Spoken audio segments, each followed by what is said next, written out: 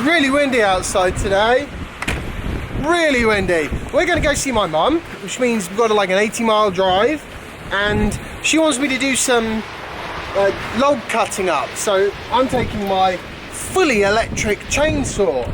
Oh yes, no petrol engines are required.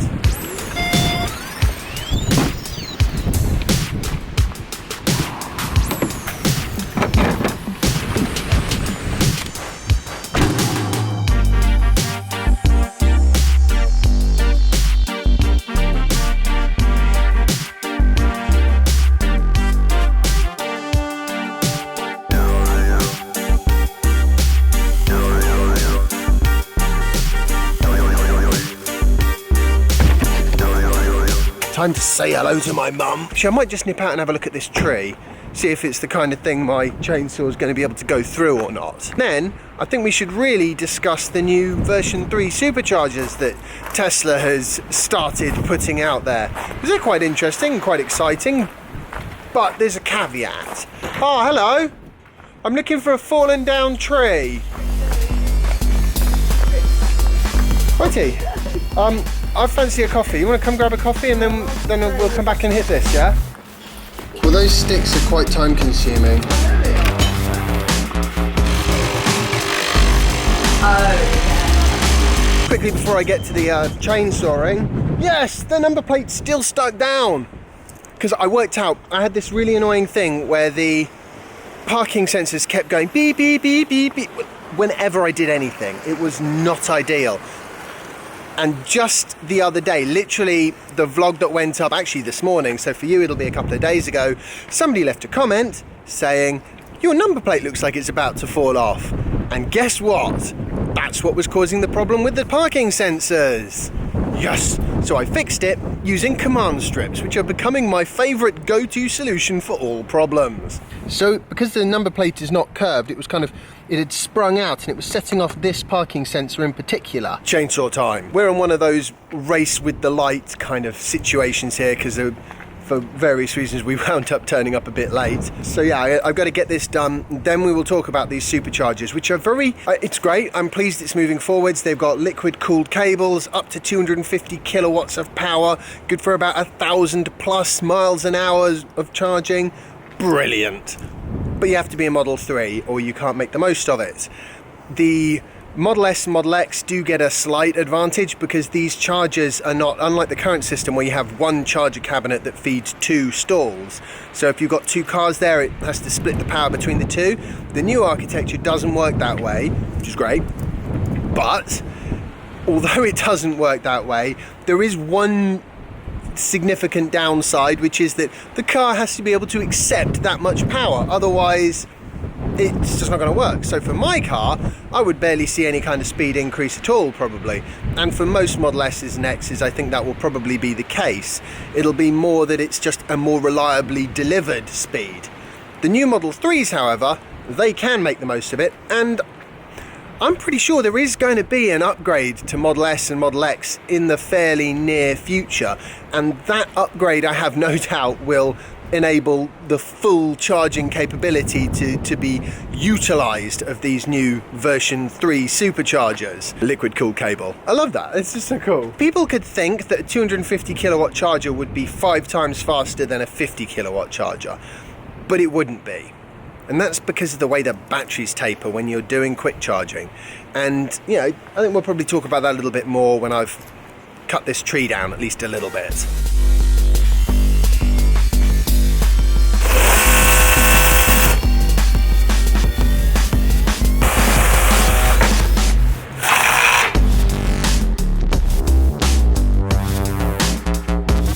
After much effort, it turns out this is kind of jammed. So yeah, that's not what good looks like. How are we going to solve that problem? Yeah, I'm going to go get that manual saw and then get the remainder of this tree chopped up.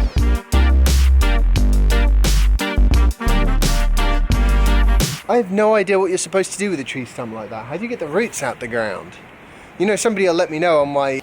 Okay, let's talk about these superchargers. It's the fact that the car tapers as it's charging that means that although it starts off at 1,000 miles an hour, it's dropped to a couple of hundred miles an hour pretty quickly. By the time that it's dropped to, you know, a couple hundred miles an hour, that's the same sort of speed you get from a ordinary supercharger. And that's why a 40 kilowatt ecotricity charger on the, you know, on the motorway service stations, although 40 seems like it would be a quarter as much as 120, in practical terms it's maybe 60% as fast as that 120 kilowatt charger, and the difference between a 250 and 120 is going to be about, it does depend, if you stop when you're at like 10% charge and then you zap it up to like 30-40%, that will be a lot quicker on these superchargers, like whoa, huge amount quicker.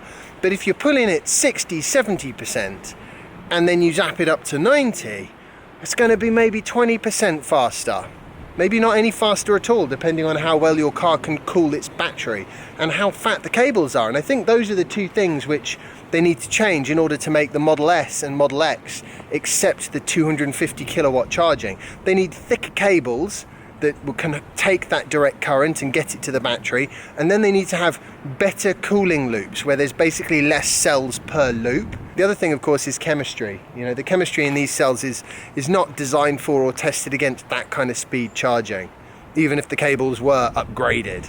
And I've noticed that as my battery has aged, that is one of the things that it's started to do, is the supercharge speeds have dropped. I mean, I probably only get about 60 kilowatts now when I'm at 60%, which is only half again as fast as your 40 kilowatt ecotricity charger. Good for that sort of 5 minute, I'm really low on charge, I just need an extra 50 miles.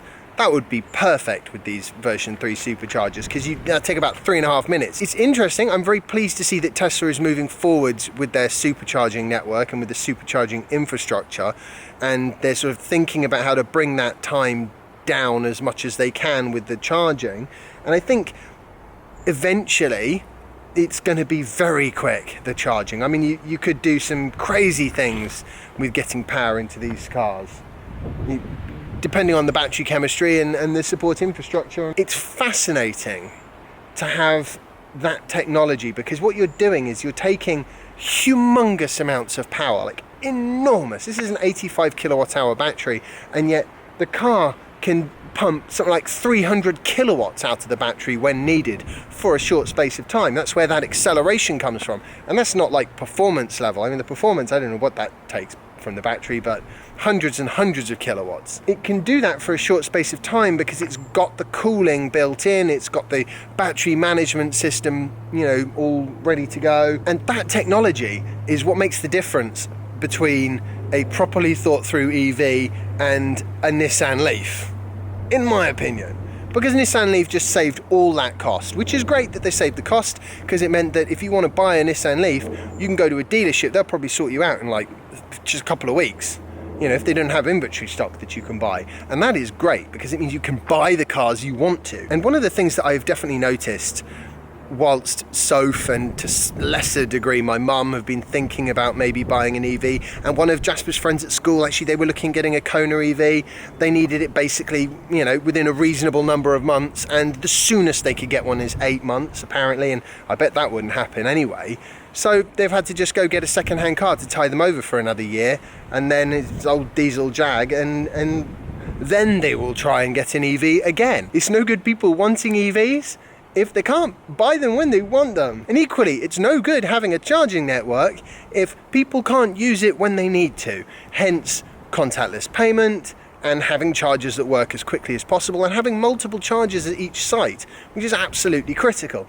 But you know what? All these pieces are just, they're falling into place, and we really are moving into a whole new world of electric vehicles. And it'll take a while for the super fast charging to reach all cars, obviously, and it'll take a long time for all manufacturers to have a decent range of EVs. But I am quite sure that these things are coming, and they're coming quite soon. I mean, Tesla, they do roll out their superchargers quite quickly. Oh, actually, speaking of which, there's one more thing that's changed as well. There's going to be a software update, which apparently means that when you're heading towards a supercharger, if the battery needs preconditioning, it will automatically start that battery heating process, because it knows that there's going to be extra power at the supercharger, and it's more important to have a nice warm battery that's ready to take full juice.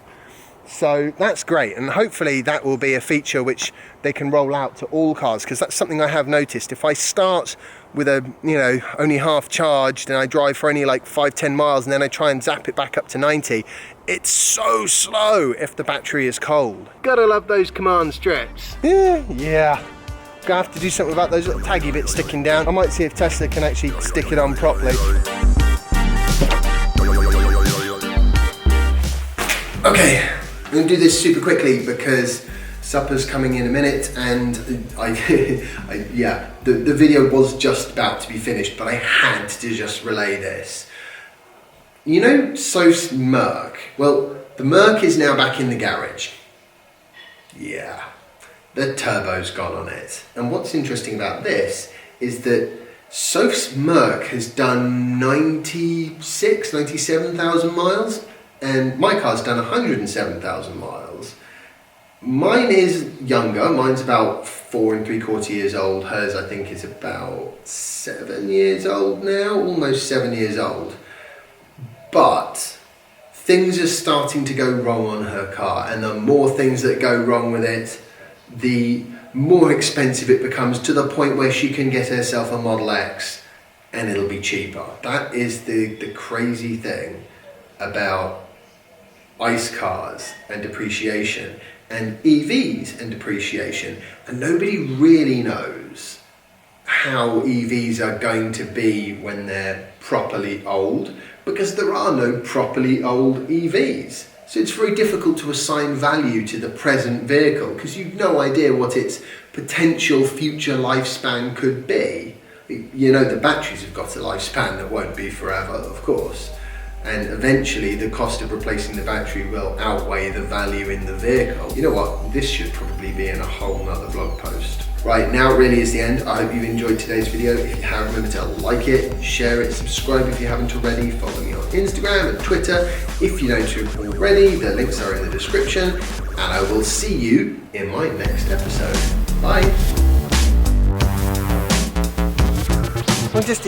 I'm gonna have to take this thing to bits now and work out why it's not working, which will actually be quite fun. I'm looking forward to doing that, but I don't want to do it here at, you know, my mum and dad's house, because I don't know where their tools are. They don't have an empty work area where I can take it to bits and not lose everything.